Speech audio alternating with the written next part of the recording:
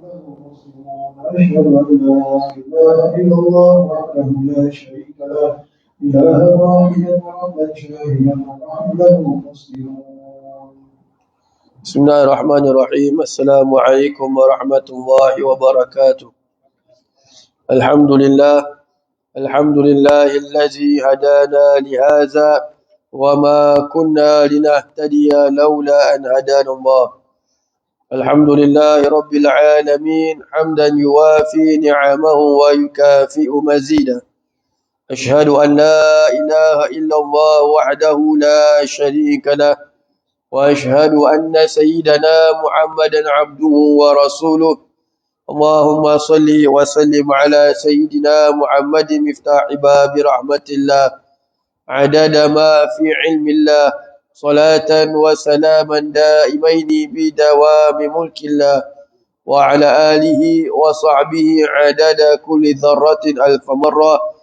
اللهم صل وسلم على نور الأنوار وسر الأسرار وترياق الأغيار ومفتاح باب اليسار سيدنا ومولانا محمد المختار وآله الأطهار وأصحابه الأخيار عدد نعم الله وإفضاله. سبحانك لا علم لنا إلا ما علمتنا إنك أنت العليم الحكيم. رب اشرح لي صدري ويسر لي أمري واحلل عقدة من لساني يفقه قولي.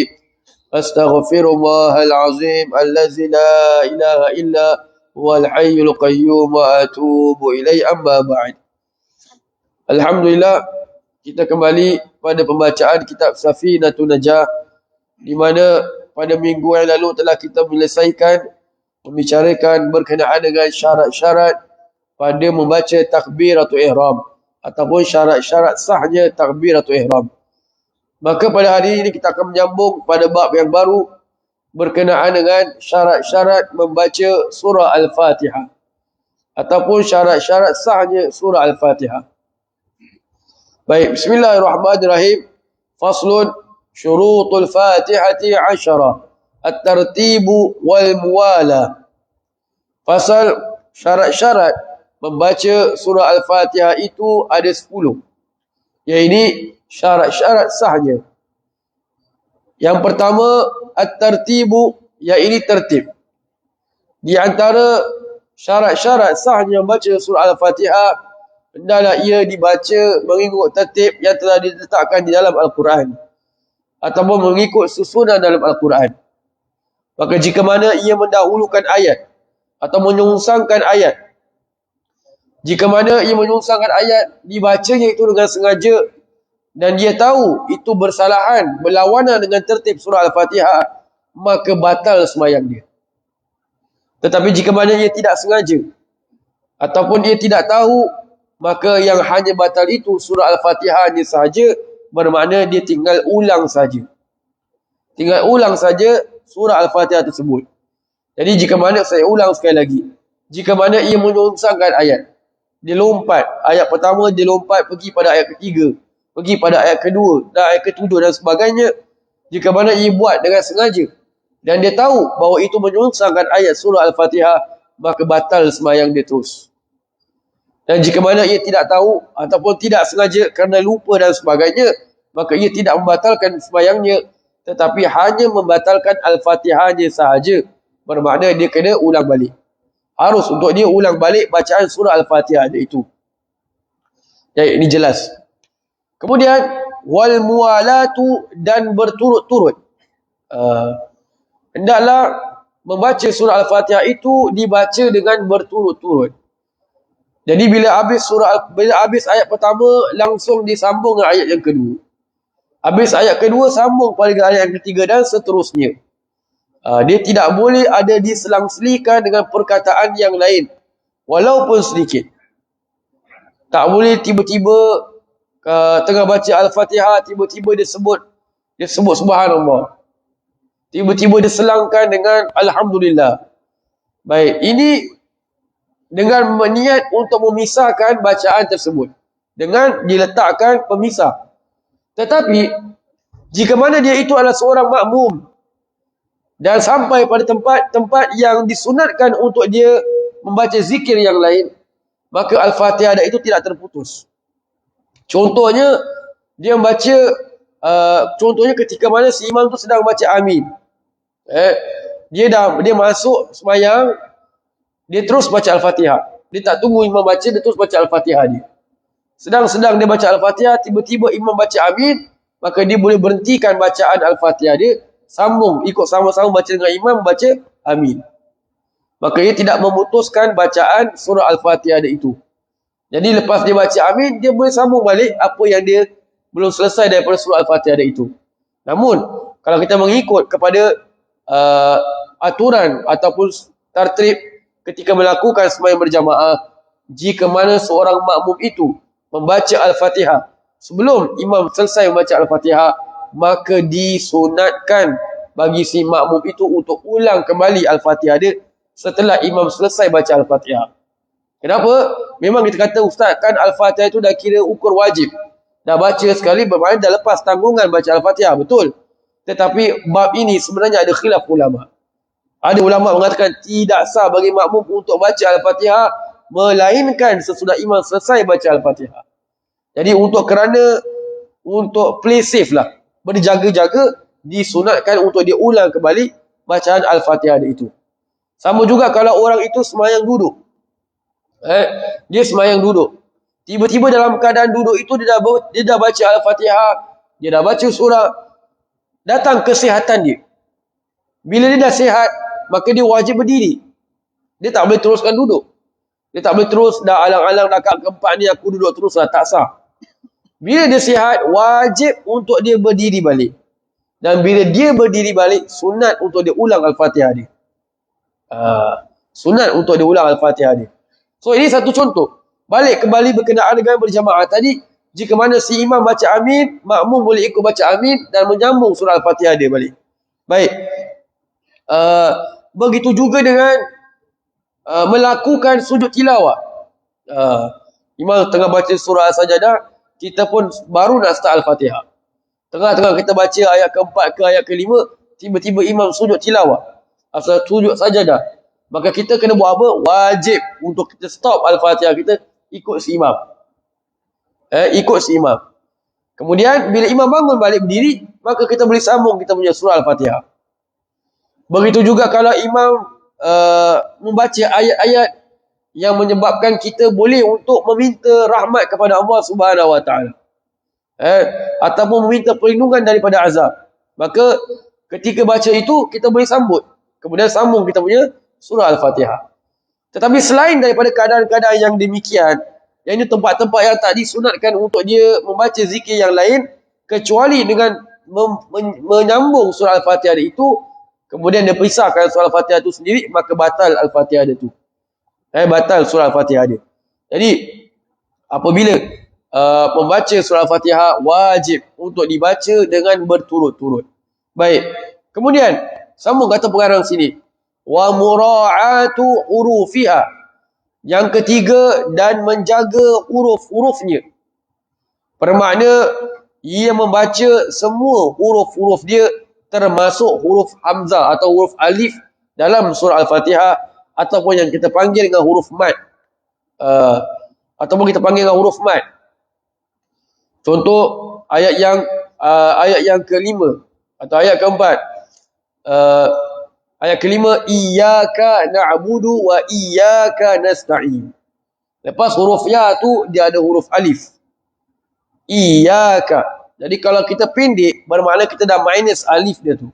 Kalau kita baca iyyaka na'budu atau iyyaka, tak ada alif kat situ, tak ada mad, maka tak sah bacaan tu.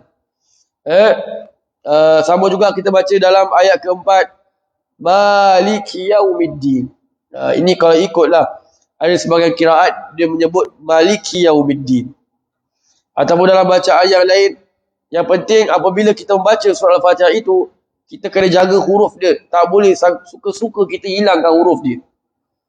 Termasuk juga pada yang kita panggil pada, yang dalam hukum tajwid dipanggil mad arid lisukun. Apabila huruf mad bertemu dengan huruf yang lain pada ujung ayat.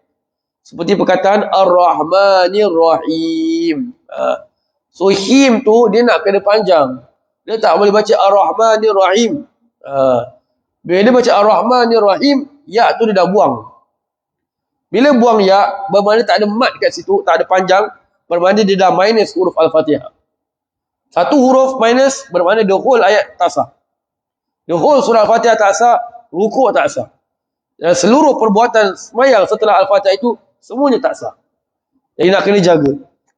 Jaga huruf-huruf mat dalam Al-Fatihah itu nak kena jaga. Bukan sekadar huruf mat, semua huruf-huruf dalam Al-Fatihah. Bismillahi. Ada orang sebut Bimillahi. Sin dia tak sebut. Bismillahi. Ha tu nak kena sebut. Baris bawah. Hi. Dan seterusnya pada ayat-ayat yang lain. Jadi syarat yang ketiga, hendaklah dia menjaga huruf-hurufnya. Baik. Kemudian, jadi bermakna, kalau dia, terlepas satu huruf, dia nak kena ulang balik ayat tersebut. Dia nak kena ulang balik ayat tersebut. Kemudian, yang keempat, wa mura'atu tasydidatiha, dan menjaga syadda-syaddanya dalam surah Al-Fatihah. Atau kita panggil sabdu lah. Syadda-syadda dalam surah Al-Fatihah. Bismillahi, atas huruf lam tu ada syadda. Bismillahirrahmani, atas huruf ra. Irrahmanirrahim, atas huruf ra. Dah tiga. Jadi sampai pada waladdallin, dekat situ ada dua. Ada dua. Atas huruf dot satu, atas huruf lam satu. Ada dia tak masuk. Dia tak masuk. Yang lam tu maknanya dia dah minus syadda. Ada yang baca waladdallin. Jadi dia tak masuk waladdall. Dia dal, dia bukan dali. Atas lam tu dia ada syadda. Dia nak kena jaga. Jadi kalau satu syadda tu dia dah tak buat, atau dia tak pronouncekan, tak sebutkan, maka dia telah buang satu huruf sebenarnya. Dia tak buang satu huruf. Sama dengan dia telah membuang satu huruf. Ataupun yang syadda dia bariskan mati pun sama juga. Maka tak sah. Tak sah apa? Atau batal bacaan tersebut, dia kena ulang kembali. Baik.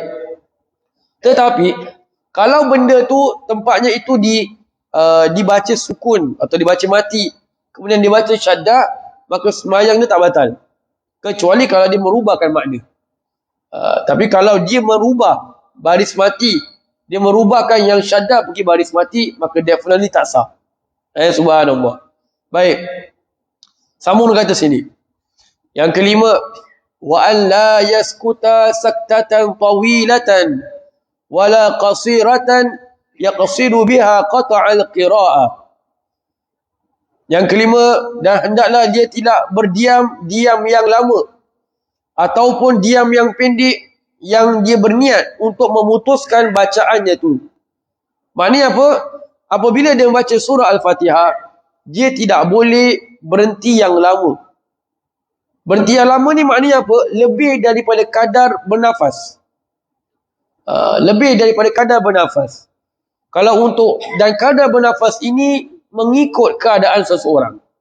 Ada orang nafas dia pendek, ada orang nafas dia panjang. Ada orang tarik nafas panjang, ada orang tarik nafas pendek. Jadi kalau dia tarik nafas pendek, sedangkan dia jenis orang yang tarik nafas panjang, nanti dia boleh akan semput dan sebagainya, maka ikutlah kadarnya itu. Jadi bismillah, kalau dia baca contoh surah Al-Fatihah, dia baca Bismillahirrahmanirrahim, maksud dia stop. Terus Alhamdulillahirrabbilalamin. Kita kalau dengar jadi makmum, kita sangka baik sudah. Mungkin dia betul-betul tengah tarik nafas. Tapi kalau lama sangat, tak sambung-sambung pun, sampai makmum nak cegah subhanallah, imam ada Alhamdulillahirrabbilalamin, stop. Tak tahu imam fikiran agaknya. Stres imam tu. Dia fikir, lupa bukan baca Al-Fatihah. Kalau imam melakukan demikian, siapalah. Dia baca Al-Fatihah itu, dia berhenti yang lama antara ayat-ayat surah Al-Fatihah, maka dia kena wajib ulang balik bacaan surah Al-Fatihah itu. Bahasa Arab dipanggil istiqnaf. Bermakna restart. Daripada awal balik ayat surah Al-Fatihah. Baik. Jadi itu kadar lama. Kalau lama tu bukan maknanya lama tu 2 minit, 1 minit, tak. Lebih daripada kadar bernafas. Wala qasiratan yaqsidu biha qat'al qira'ah. Ataupun dia berhenti yang sekejap, yang dia berniat dengan berhenti itu untuk memutuskan bacaan surah Al-Fatihah. Aku sengajalah, asal berhenti, sengaja nak putuskan, maka definitely batal. So bila dah jadi batal, dia nak kena ulang balik bacaan surah Al-Fatihah itu sendiri. Baik. Ini bila dia mengatakan berkenaan dengan panjang atau pendek, ini kalau disengajakan dengan tanpa uzur. Purposely berhenti for no reason. Tak ada kerana tarik nafas, just berhenti, hayal dan sebagainya, maka sebab itu maka menjadi batalkan. Tetapi kalau dia terlupa, dia tengah baca Al-Fatihah, ataupun dia nak cuba nak remind ayat tu balik, dia lupa lepas Ar-Rahman ni apa Iyyaka na'budu ke Maliki yaumiddin, dia tak tahu, dia terlupa lah. Tak tahu hari tu boleh jam pula otak dia, maka dibolehkan untuk dia lama tak apa.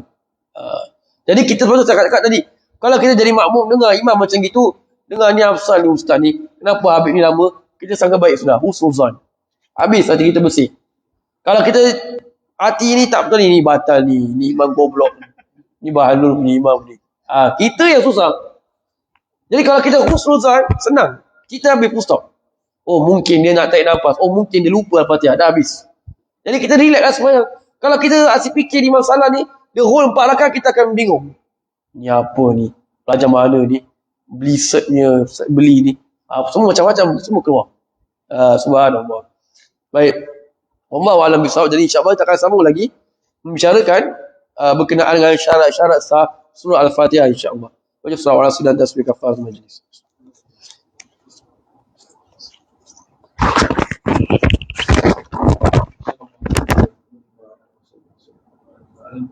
آمين آمين آمين آمين يا رب العالمين. ربنا تقبل دعاءنا وأعمالنا وصلاتنا إنك أنت السميع العليم وتب علينا يا مولانا إنك أنت التواب الرحيم.